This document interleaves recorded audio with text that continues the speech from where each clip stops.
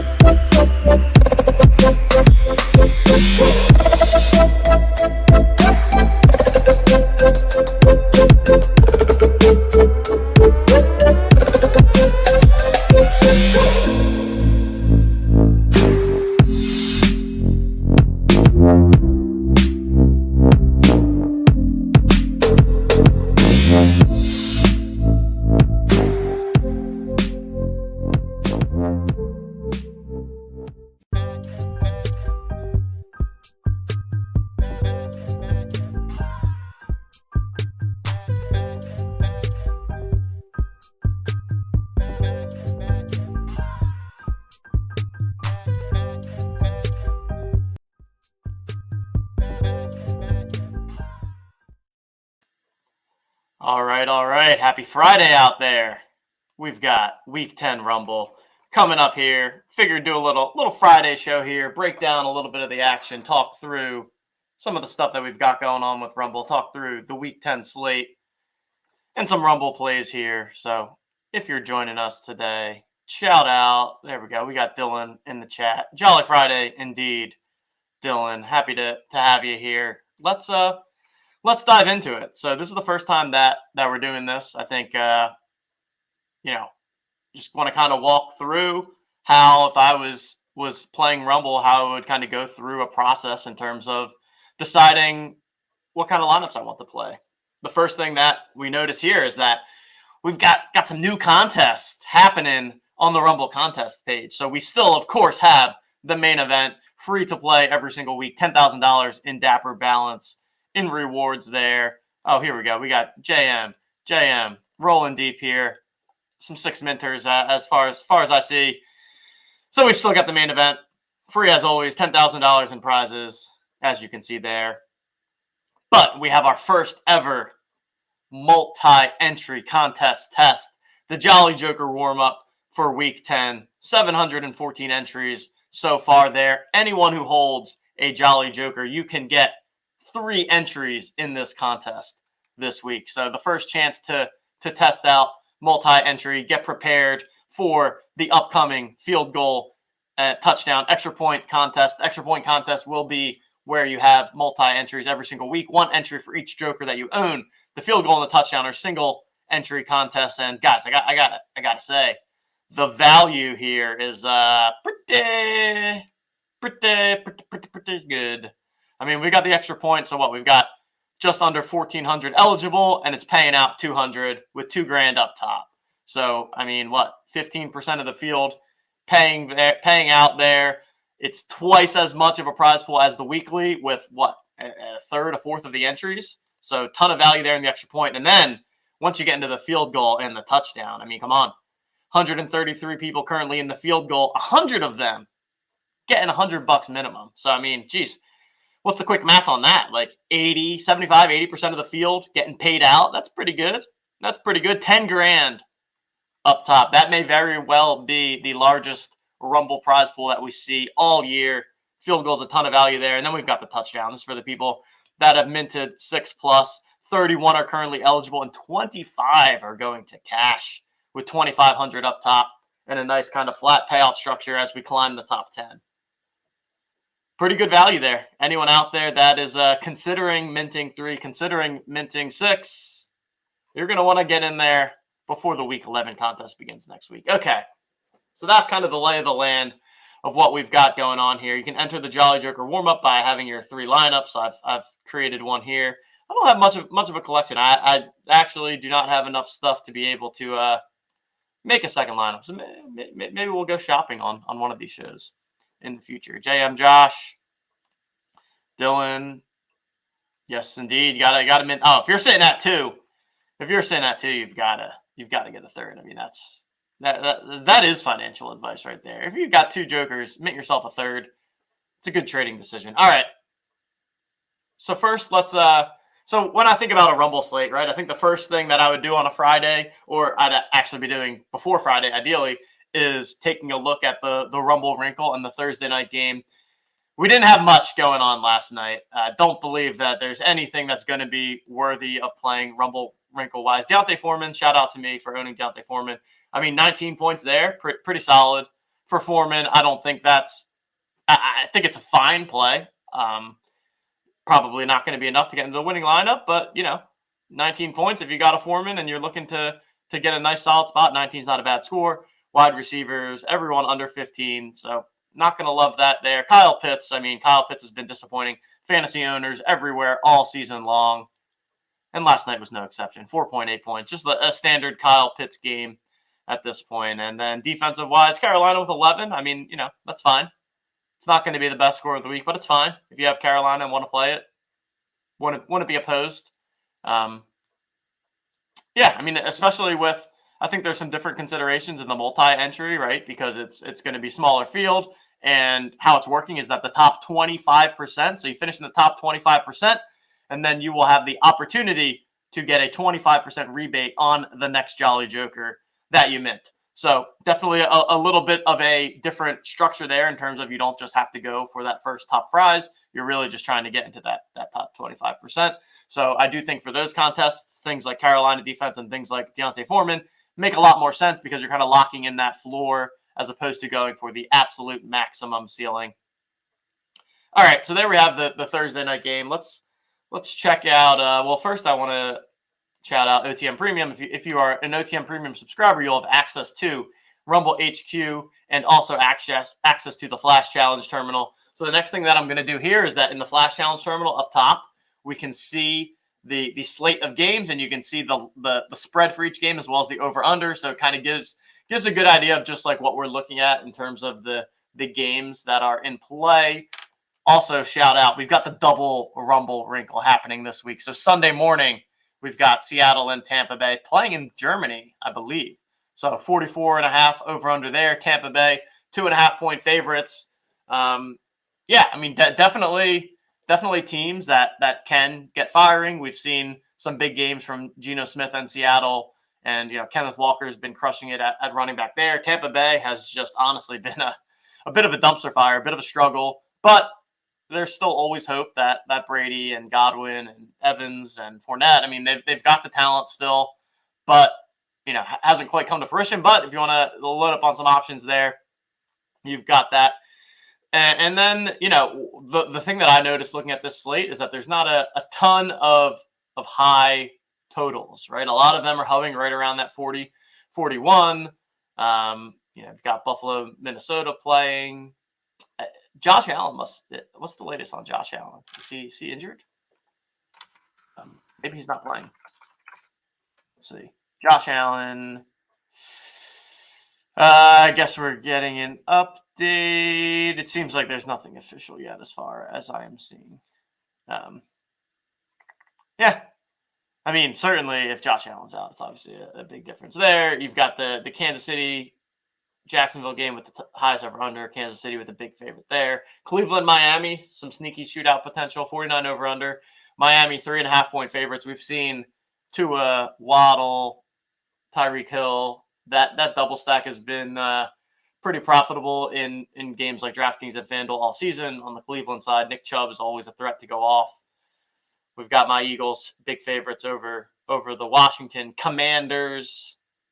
But yeah, just kind of the lay of the land on the slate here in terms of the games. Now let's take a look at Rumble HQ and evaluate a little bit here. We just pull in stock projections from our data provider. So, I'd consider these projections to be directionally helpful, but if you have another projection system, definitely use those there. I think there's a pretty clear, so Josh Allen, seems like we think that Josh Allen's out. I think let's assume that Josh Allen is going to be out. I think that's going to be the case. And that is going to impact the slate for Rumble quite heavily at the quarterback position, I imagine. And it really puts Hurts and Mahomes, I think, in a bit of a tier of their own in terms of the projection and that floor ceiling combination. So it costs you just under $30 to get either of them from a common perspective. This Jalen Hurts hero at 140, definitely tempting. I mean, he's been super consistent all season long. So if you're looking for optimal builds, I think Hurts and Mahomes are definitely the two that I'd be looking at. I also imagine they'll both come in that 30%, 40% ownership. So you're definitely going to be eating some ownership there. In the tier below, I'd kind of put Justin Fields, Kyler Murray, Tua as the other three that have shown a ceiling here. Justin Fields just running all over the field last week. No, look at that. Fields running all over the field. No pun intended there, but it happens. So at Detroit, who we know has a terrible, terrible defense. So Justin Fields, I don't hate it. I don't hate it as a bit of a contrarian play, and I wouldn't stack him with anyone in Rumble. There's just no one else on Chicago worth playing. I would just play Justin Fields, call it a day, maybe run it back with Amon St. Brown from the Detroit side of the football. Nice little mini stack there. Kyler Murray's my season-long quarterback on my primary team. He's frustrating to watch every week. He does end up getting to his 20 fantasy points or whatever, but it always feels like he should just be scoring a lot more points. So, but I mean, $4. So if you're looking for a cheap quarterback, I mean, Kyler at $4 is definitely in play there. And then you've got Brady, as we said, playing in the Sunday morning game, Dak, Herbert, some other options here that you can consider, but definitely I think quarterback is pretty lopsided towards the top with Hurts and Mahomes, especially in the multi-entry contest. I'd be trying to play one of those. And look at that. I actually do own each of those. So shout out to me. And then we've got the running back position. Christian McCaffrey coming in at the top here. I mean, running back position is loaded. There are plenty of good options here. I'd say, from Dalvin Cook on up, what's that? 1, 2, 3, 4, 5, 6, 7, 8, 9 people there. I think it's pretty reasonable to say that any of those 9 could become the highest scorer on a given week, and on this week in particular. I think CMC, Saquon, and Eckler are kind of I'd put them in the top tier, the 3 of those guys, especially in a full PPR format like we have in Rumble. They're just involved in every aspect of their offense, catching so many balls. So definitely those 3, I would expect them to be the highest owned of the bunch. So you have to, of course, keep that in mind. I like Derrick Henry and Nick Chubb as weekly tournament options where they just have such a high ceiling. Their downside comes in the fact that they don't catch a lot of balls. So in full PPR, it's a bit of a knock on them. However, just always that upside on any given play that Derrick Henry or Nick Chubb can just bust off a 50, 60-yard touchdown run. And then you're going to like that if you have them in your fantasy lineup. So interesting options there. Josh Jacobs has, he kind of is what we thought he was, right? There was, going into the season, it's Josh Jacobs, he's just not very good, whatever. He had, 3-4 weeks in a row where he was just looking like he might be the best fantasy running back in the league. And then the last 2 weeks has kind of gone back to what we're used to seeing with Josh Jacobs. However, a matchup at home against Indianapolis is quite juicy, so I don't mind taking a flyer on Josh Jacobs at lower ownership. He's shown the ceiling before. So I think, that's still in play there. Dameon Pierce, he apparently he doesn't have a common yet. So when Dameon Pierce, common moment, $706 for his low ask hero. You're not going to want to do that. I mean, whew. No. So I guess we're not playing Dameon Pierce. I love Dameon Pierce. I think he's a great player, great rookie. And then, you've got others here, and we've seen people from the bottom spike up in the past, but the chances of it happening are quite slim. So for me, I'm really looking at Dalvin Cook and above. Maybe Lenny. Lenny plays in the morning game though, so you'll have information on that. But yeah, Dalvin and above, I think is all in play for Rumble, and depends if you're trying to play one of the top 3 guys that are going to be pretty highly owned, or if you want to get a little bit different down the board there. Let's check out wide receiver. Tyreek Hill, man, Tyreek Hill is so good. So good. Any given week, just like has to be one of the most, if not the most explosive dynamic players in the league. He's making Tua look awesome. So, there's no doubt that Tyreek, Cooper Kupp, Stephon Diggs, Devontae Adams, I mean, the list goes on and on with these wide receivers. They all just have, that 40-point fantasy game within them.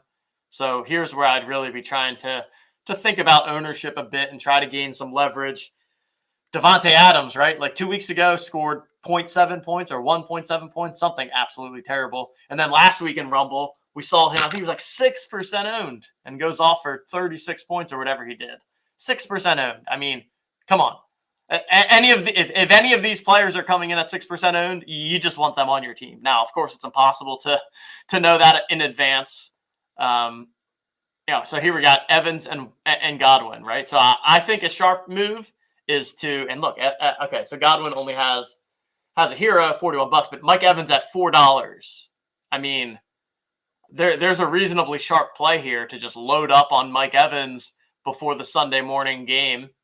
And if he doesn't do well, okay, that's fine. You just own a bunch of Mike Evans in your collection. I mean, that's not a bad thing. Great wide receiver, great player, going to have plenty of opportunities, I imagine, in the future to be involved in Rumble, to be involved in the playbook. But you get a situation where you buy a bunch of Mike Evans at $4 and then he goes off on Sunday morning, scores 30 fantasy points. Now you can play him in your primary main Rumble lineup. You can play him in all 3 of your multi-entry Jolly Joker Rumble contests. You can sell some on the secondary marketplace if the price goes up. I think that's a pretty sharp move to load up on Evans there. And then as we get above here, you can't go wrong anywhere. I like Waddle as a play here because I think that most people in Rumble that are going to be playing a Miami wide receiver are going to go with Tyreek Hill, which I think creates an opportunity where Waddle could come in at lower ownership and really, blow the slate up. But, you can't go wrong with any of these. I talked earlier about the Justin Fields, Amon St. Brown, little mini stack there. I like that for Rumble. Juju Smith-Schuster is a pretty interesting one if you're going to eat the chalk on Mahomes. If you're playing Mahomes, I would just also play Kelsey. Kelsey's just such a smash relative to the other tight ends. So, I think that's a great spot to eat the chalk. If you want to eat the chalk on Kelsey and on Mahomes, I think you can also add Juju to that stack because you're going to get him at some lower ownership there and have that opportunity to maybe separate from the rest of the Mahomes lineups. So I like that. You've got Lockett and Metcalf in a similar spot to the Tampa wide receivers playing Sunday morning, always have that upside. Getting below there gets a little tough, but I mean, like a Christian Kirk can definitely go off for big games. So if you're going to, go with the full game stack and play Mahomes, Kelsey, Juju Smith-Schuster, run it back with Christian Kirk, I think that's pretty solid. And then you can get a little chalky and just kind of throw in whoever from there.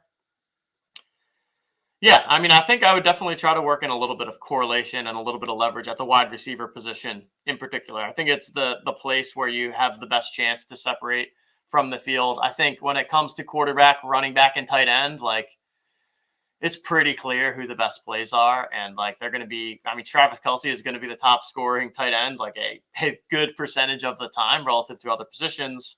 There's just not much else to love. Dallas Goedert, Kittle, Hawkinson. Hawkinson actually came in with a massive role in his first game at Minnesota. So I don't mind the Hawkinson play here at all, especially if you're going to be running like a Diggs or something on the Buffalo side. We talked about the Josh Allen situation, so TBD there. But that's kind of the breakdown of what I'm seeing in Rumble HQ.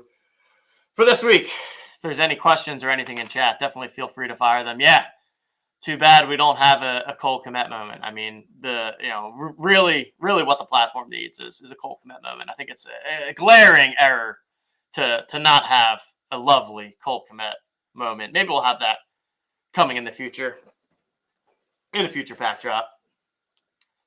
Yeah, I mean, I actually would. Like, I think this is a common strategy in like general daily fantasy sports, is that when you're running a stack or a game stack. And so for people that maybe aren't familiar with that, a stack would be pairing up a quarterback with their running back, wide receiver, or tight end, with the idea being that you throw a touchdown to your receiver and now you get double the points, right? So Tom Brady throws a touchdown to Mike Evans. You play Tom Brady and Mike Evans both in your lineup.